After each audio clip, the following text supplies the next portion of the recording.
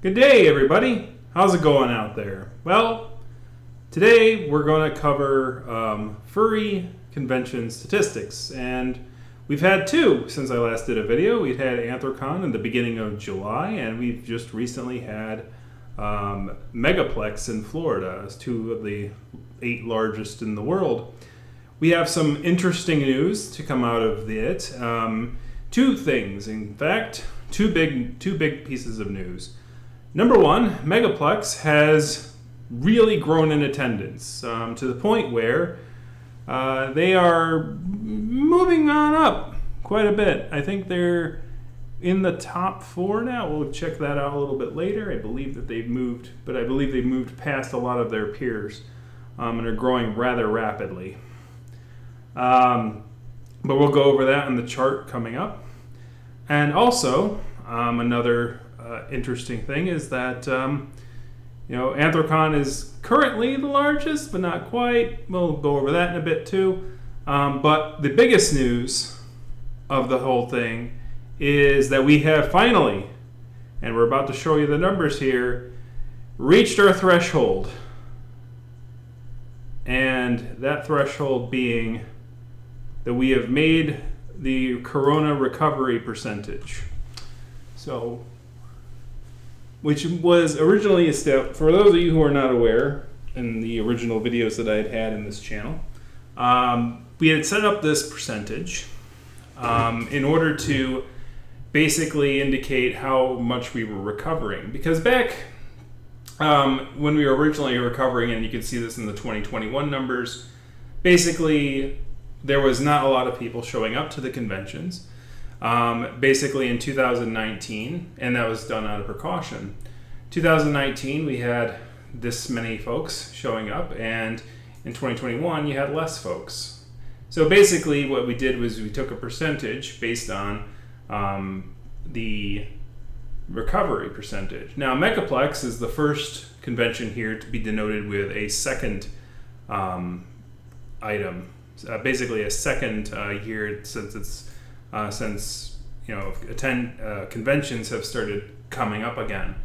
So what we can see here is that there's definitely a big jump between the 2022 numbers for Megaplex and the 2021 numbers for Megaplex. In fact, it has surpassed it is the first convention that had a dip in 2021 to show a surpassing of the 2019 numbers, which tells us that conventions are going to start growing rapidly, and it's going to be really tough.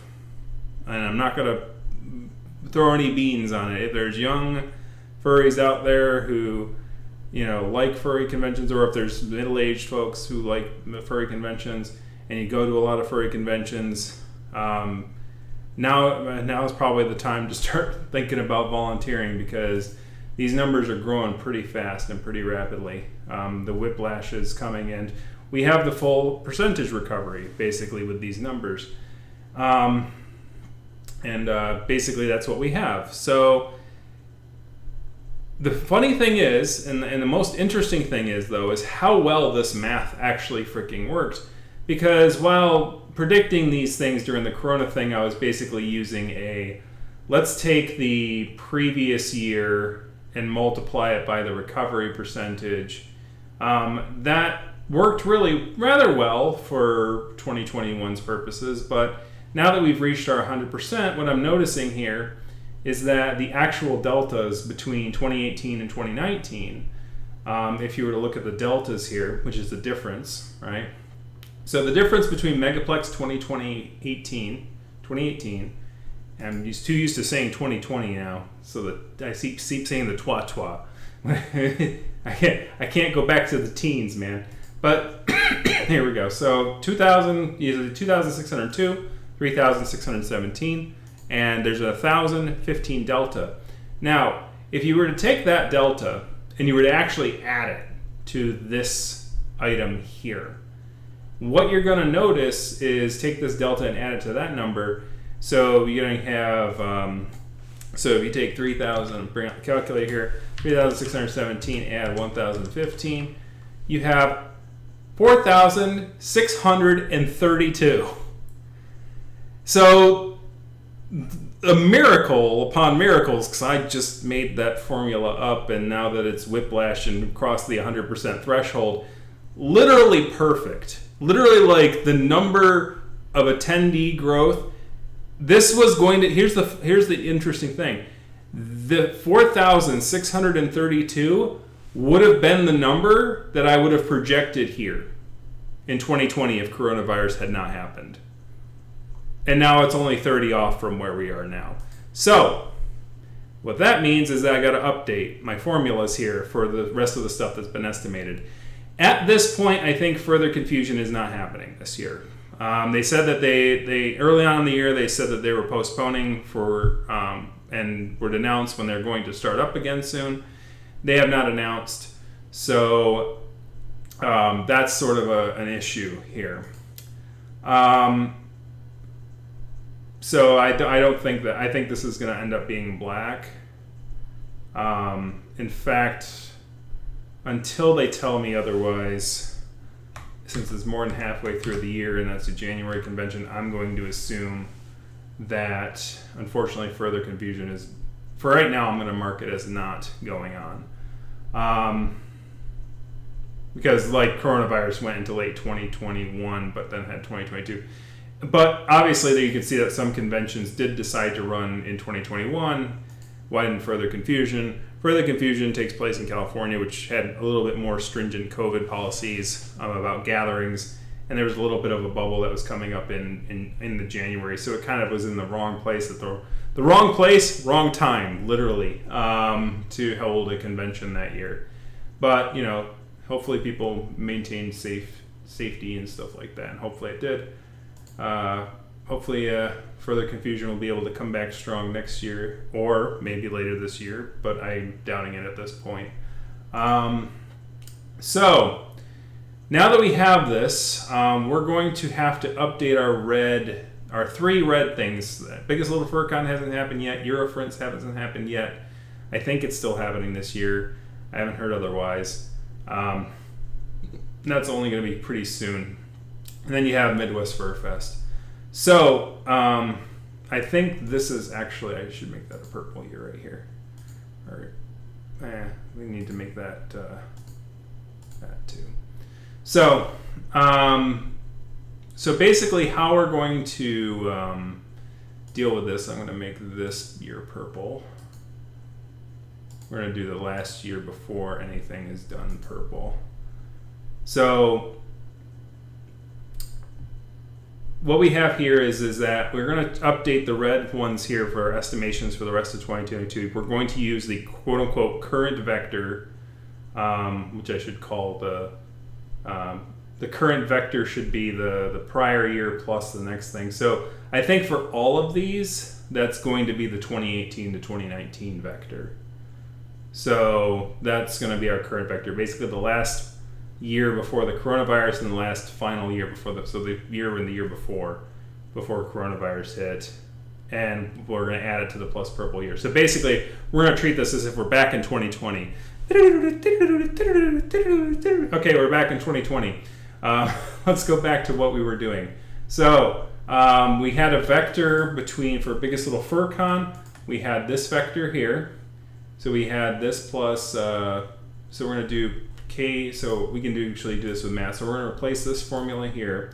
So we're going from an estimate of 4,756 attendees based on the corona recovery percentage, which is no longer good because we're quote unquote recovered at this point. So what we're going to do is we're going to switch over our vector from 2018 to 2019. So what we're going to do is we're going to do K3 plus J15. Yeah, that's it. So our vector estimate for Biggest Little FurCon now is going to be 6,173 attendees this year. Once again, there was a bit of a slowing down a bit between. The thing was slowing down a little bit even before coronavirus, so we'll see if that actually holds true. If that does, it's going to retain its spot as well, actually, it won't retain. It's going to be number 4th, and Furry Week in Atlanta is going to maintain its 3rd position, even if it reaches that number. So, Furry Week in Atlanta is the 3rd largest furry convention in the world at this point. Georgia's got its peach. So, Eurofrints, same deal. We're going to take, I think we can just do this. Yeah, I think that works. So we have 3,916, which, Eurofrints is kind of like the little engine that could over here. It's like, it's been growing steadily, but very, very slowly. Fortunately for Europe, it's can be a bit tricky to get to for American furries.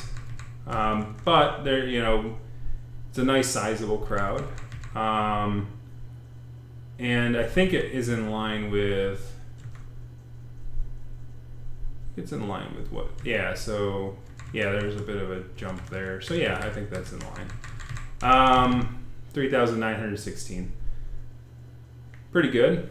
Midwest Fur Fest, I know we just copy paste. Now, this is going to be the biggest jump because it goes from the purple year plus the vector. Currently, right now, the mathematics is the current for that plus that times that. So, like the coronavirus thing was actually saying, well, this versus this. So this estimate's completely bunk, I think. Instead of 9,361 attendees, Midwest Fur Fest should look forward to, here, drum roll please, it's going to be like 11,030 or something. 11,049. Seems about right. Now, the only thing I'm concerned about with that one, which I think that means that if it does come out to that, it's going to retain its top brass as the largest furry convention in the world. And I think that and to me, that feels right. I think that, the coronavirus, Midwest Fur Fest was one of the first furry conventions to kind of come back into the fray. And between the coronavirus still causing a lot of issues, a lot of fears, and traveling being a real pain in the butt, I think that, it's going to be instead of that. Now, I think it could grow to that, 11,049. Though, it would be tough. I would be surprised if it hit that number, but I think it'll definitely beat Anthrocon's number. I think it'll get back into the 10K range. So that's the projection for this year, or for the rest of the year here for the last 3 coming up. We're coming towards the end of the year. My big concern with the asterisk, though, is that not Biggest Little FurCon, but Midwest Fur Fest has not opened up hotels or done any, basically, things that you would do for setting up a convention, and it's literally only 4 months away. Less than 4 months away. It's like we have 3 months to plan this out. And it's crazy to me that they have not opened up hotel rooms and anything yet, which is a concern. Obviously, that could be a problem. And as I said, volunteering can help. Helping out, it can help if you're in the position to do so. I really wish I was, but I kind of took a little bit of an oath that, I'm a workaholic, so I don't want to make my vacations more work. On top of that, and, I'm willing to pay, to go in and stuff like that. And don't want to make my vacations more work, number one. And number two, to me, it's a conflict of interest. As somebody who's reporting on statistics and reporting on things for the furry fandom at large, to me it's a conflict of interest if I were to get involved in any of these organizations to such an extent where I'm on staff or volunteering, because if something bad does happen, it's like I kind of have conflicting obligations. I'd have a conflicting obligation towards reporting things, and I would have a conflicting obligation towards serving the best interests of the convention. Which to me are conflicting items. But for other furries, I think it would be well received and well done if you can hopefully volunteer for your local gatherings, the one closest to you, or whatever your favorite one happens to be. But that's going to do it for today. Thank you very much for watching. Those are your numbers for the rest of the year. I'll probably do the one more at the end of the year to kind of go over how close these numbers were or were not. So thank you very much for watching. If you like this kind of content and like nerding out about numbers, kick that like, kick the subscribe button, kick a comment in the comment section. I will leave you to that. And with that, we will see you again next week.